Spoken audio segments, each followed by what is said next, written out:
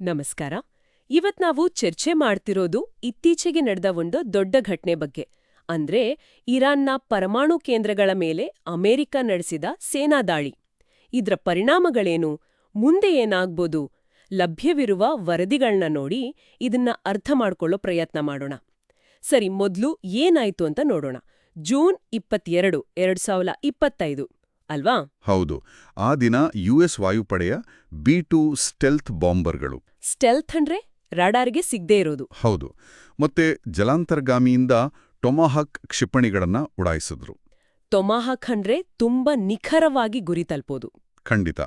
ಇರಾನ್ನ 3 ಮುಖ್ಯ ಪರಮಾಣು ಕೇಂದ್ರಗಳು ಫೋರ್ಡೋ, ನತಾಂಜ್ ಮತ್ತೆ ಇಸ್ಫಹಾನ್ ಇದರ ಮೇಲೆ ದಾಳಿ ನಡೀತು. ಓಹೋ, ಫೋರ್ಡೋ ಅಂದ್ರೆ ಅದು ಭೂಗತ ಕೇಂದ್ರ ಅಲ್ವಾ? ತುಂಬಾ ಆಳದಲ್ಲಿರೋದು. ಹೌದು. ಅದಕ್ಕೋಸ್ಕರನೇ GBU-57 ಬಂಕರ್ ಬಸ್ಟರ್ ಬಾಂಬ್ಗಳನ್ನ ಬಳಸಿದ್ದಾರೆ, ಆಳವಾದ ಗುರಿಗಳನ್ನ ಭೇದಿಸೋಕೆ. ಇದು ಇರಾನ್ ಇಸ್ರೇಲ್ ಸಂಘರ್ಷದಲ್ಲಿ ಅಮೆರಿಕಾದ ಮೊದಲ ನೇರ ಮಿಲಿಟರಿ ಆಕ್ಷನ್ ಅಂತ ಹೇಳ್ತಿದ್ದಾರೆ. ಹೌದು. ಇದು ಪರಿಸ್ಥಿತಿಯನ್ನ ನಿಜವಾಗ್ಲೂ ಗಂಭೀರ ಮಾಡಿದೆ, ಒಂದು ರೀತಿ ಉಲ್ಬಣಗೊಂಡಿದೆ. ಸರಿ, ಅಮೆರಿಕ ಕಡೆಯಿಂದ ಏನ್ ಹೇಳಿಕೆ ಬಂತು? ಪೆಂಟಗನ್ ಏನ್ ಹೇಳಿತು? ಪೆಂಟಗನ್ ಪ್ರಕಾರ ಈ ದಾಳಿಯಿಂದ ಇರಾನಿನ ಪರಮಾಣು ಕಾರ್ಯಕ್ರಮ ಇದೆಯಲ್ಲ, ಅದು ಸುಮಾರು 1-2 ವರ್ಷ ಹಿಂದಕ್ಕೆ ಹೋಗಿದೆ ಅಂತ. 1-2 ವರ್ಷ ಅಂದ್ರೆ ಅಷ್ಟು ಪರಿಣಾಮಕಾರಿ ದಾಳಿ ಅಂತ ಅವರ ಅನಿಸಿಕೆ. ಹೌದು.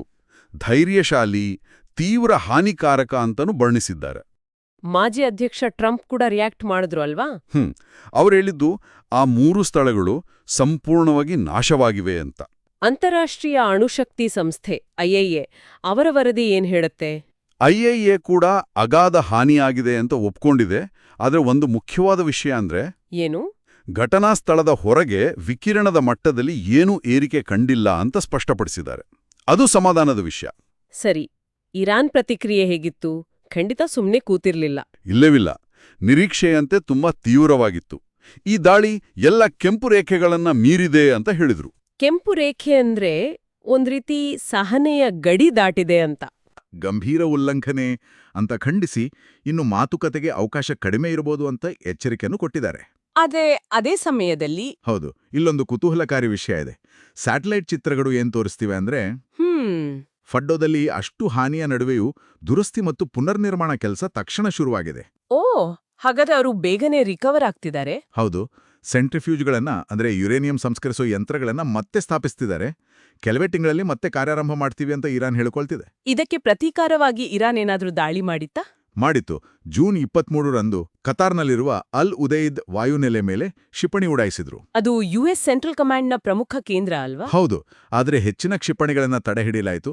ಅದೃಷ್ಟವಶಾತ್ ಯಾರೂ ಸತ್ತಿಲ್ಲ, ಗಾಯಗೊಂಡಿಲ್ಲ.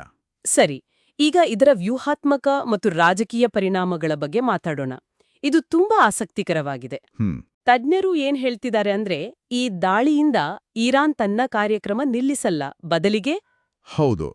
ಬದಲಿಗೆ ಅದನ್ನ ಇನ್ನಷ್ಟು ರಹಸ್ಯವಾಗಿ, ಬಹುಶಃ ಇನ್ನಷ್ಟು ಆಳವಾದ ಭೂಗತ ಸ್ಥಳಗಳಲ್ಲಿ ವೇಗವಾರಿ ಮಾಡೋಕ್ಕೆ ಇದು ಪ್ರೇರಣೆ ಕೊಡಬಹುದು ಅಂತ ಎಚ್ಚರಿಸ್ತಿದ್ದಾರೆ. ಅಮೆರಿಕಾದಲ್ಲೇ ಇದರ ಬಗ್ಗೆ ಒಮ್ಮತ ಇಲ್ಲ ಅನ್ಸುತ್ತೆ. ಖಂಡಿತ ಇಲ್ಲ. ರಿಪಬ್ಲಿಕನ್ನರು ಸಾಮಾನ್ಯವಾಗಿ ಈ ದಾಳಿಯನ್ನ ಬೆಂಬಲಿಸಿದ್ರೆ, ಕೆಲವು ಡೆಮೊಕ್ರಾಟ್ಗಳು ಇದು ಕಾನೂನುಬಾಹಿರ, ಇದರಿಂದ ಯುದ್ಧ ವಿಸ್ತರಣೆ ಆಗ್ಬೋದು ಅಂತ ಚಿಂತೆ ವ್ಯಕ್ತಪಡಿಸಿದ್ದಾರೆ. ಇರಾಕ್ ಅಫ್ಘಾನಿಸ್ತಾನ್ ಯುದ್ಧದ ಅನುಭವಿಗಳು ಕೂಡ ಎಚ್ಚರಿಸಿದ್ದಾರೆ ಅಂತ ಕೇಳಿದೆ. ಹೌದು, ಅವರು ಹಿಂದಿನ ತಪ್ಪು ಲೆಕ್ಕಾಚಾರಗಳನ್ನು ನೆನಪಿಸುತ್ತಿದ್ದಾರೆ. ಈ ಥರದ ಅಲ್ಪಾವಧಿಯ ಮಿಲಿಟರಿ ಹೊಡೆತಗಳು ಅಮೆರಿಕಾವನ್ನ ದೀರ್ಘಕಾಲದ ಕೊನೆಯ ಇಲ್ಲದ ಸಂಘರ್ಷಕ್ಕೆ ಎಳಿಬೋದು ಅನ್ನೋದು ಅವರ ಆತಂಕ. ಇದನ್ನ ದೊಡ್ಡ ಚಿತ್ರಣದಲ್ಲಿ ನೋಡಿದ್ರೆ ಬೇರೆ ಏನ್ ಅನಿಸಿಕೆಗಳಿವೆ? ಕೆಲವು ವಿಶ್ಲೇಷಕರು ಇದನ್ನ ಒಂದು ವ್ಯೂಹಾತ್ಮಕ ಅವಕಾಶ ಅಂತಾನೂ ನೋಡ್ತಾರೆ. ಅಮೆರಿಕಕ್ಕೆ ಅವಕಾಶ ಹೇಗೆ? ಬೇರೆ ರೀತಿ ಮಾತುಕತೆ ಶುರು ಮಾಡಲು ಅಥವಾ ಪ್ರಾದೇಶಿಕ ಶಕ್ತಿ ಸಮತೋಲನವನ್ನ ಬದಲಾಯಿಸಲು, ಹೀಗೆ. ಆದ್ರೆ ಅದರ ಯಶಸ್ಸು? ಹೌದು, ಅದರ ಯಶಸ್ಸು, ಮುಂದಿನ ರಾಜತಾಂತ್ರಿಕ ನಡೆಗಳು, ಪ್ರಾದೇಶಿಕ ಸ್ಥಿರತೆ ಕಾಪಾಡಿಕೊಳ್ಳುವುದು, ಈ ಎಲ್ಲದರ ಮೇಲೆ ಅವಲಂಬಿತ. ಇಲ್ಲಿ ಒಂದ್ ರೀತಿ ಅಲ್ಪಾವಧಿ ಲಾಭ ಮತ್ತೆ ದೀರ್ಘಾವಧಿ ಅಪಾಯದ ನಡುವಿನ ಸಂಘರ್ಷ ಕಾಣಿಸ್ತಿದೆ. ಖಂಡಿತ. ಅದೇ ಮುಖ್ಯ ಪ್ರಶ್ನೆ. ಈ ಥರದ ದಾಳಿಗಳು ನಿಜವಾಗ್ಲೂ ದೀರ್ಘಕಾಲೀನ ಭದ್ರತಾ ಗುರಿಗಳನ್ನ ಸಾಧಿಸ್ತವೆಯಾ ಅಥವಾ ಪರಿಸ್ಥಿತಿಯನ್ನ ಇನ್ನಷ್ಟು ಜಟಿಲಗೊಳಿಸ್ತವೆಯಾ? ಹಾಗಾದ್ರೆ ಸದ್ಯಕ್ಕೇನಾಗ್ಬೋದು? ಮುಂದೆ ನಿರೀಕ್ಷಿಸಬಹುದು? ಸದ್ಯದ ಪರಿಸ್ಥಿತಿ ನೋಡಿದ್ರೆ ಇರಾನ್ ದುರಸ್ತಿ ಮತ್ತು ಬಹುಶಃ ರಹಸ್ಯವಾಗಿ ಪುನರ್ನಿರ್ಮಾಣ ಮುಂದುವರಿಸೋ ಸಾಧ್ಯತೆ ಹೆಚ್ಚಿದೆ. ಅಂದ್ರೆ ಕಾರ್ಯಕ್ರಮ ನಿಲ್ಲಲ್ಲ? ಸೇನಾ ವಿಶ್ಲೇಷಕರು ಸೈಬರ್ ದಾಳಿಗಳು ಹೆಚ್ಚಾಗ್ಬೋದು ಅಂತ ಹೇಳ್ತಿದ್ದಾರೆ. ಸೈಬರ್ ದಾಳಿಗಳು? ಹಾಲು. ಮತ್ತೆ ಮಧ್ಯಪ್ರಾಚ್ಯದಲ್ಲಿ ಇರಾನ್ನ ಬೆಂಬಲಿತ ಗುಂಪುಗಳಿವಲ್ಲ, ಪ್ರಾಕ್ಸಿಗಳು, ಅವರ ಮೂಲಕ ಸಣ್ಣಪುಟ್ಟ ದಾಳಿಗಳು ನಡೆಯೋ ಸಾಧ್ಯತೆಯೂ ಇದೆ. ಈ ಹಂತದಲ್ಲಿ ರಾಜತಾಂತ್ರಿಕತೆ ಎಷ್ಟು ಮುಖ್ಯ? ಅತ್ಯಂತ ನಿರ್ಣಾಯಕ. ಇರಾನ್ ಈಗಾಗಲೇ UN ಭದ್ರತಾ ಮಂಡಳಿ ಸಭೆಗೆ ಮನವಿ ಮಾಡಿದೆ. ಒಂದು ಪೂರ್ಣ ಪ್ರಮಾಣದ ಯುದ್ಧ ಆಗ್ಬಾರದು ಅಂತ ಅಂತಾರಾಷ್ಟ್ರೀಯ ಮಟ್ಟದಲ್ಲಿ ಒತ್ತಡನೂ ಇದೆ. ನಿಜಕ್ಕೂ ತುಂಬ ಸೂಕ್ಷ್ಮವಾದ ಪರಿಸ್ಥಿತಿ. ಹೌದು. ಹಾಗಾದ್ರೆ ಕೊನೆಯದಾಗಿ ಒಂದು ಯೋಚನೆ. ಸೇನಾ ದಾಳಿಗಳಿಗೆ ಮಿತಿಗಳಿವೆ, ಪರಮಾಣು ಶಕ್ತಿ ಹೊಂದುವ ಆಸೆನೂ ಹೋಗಲ್ಲ.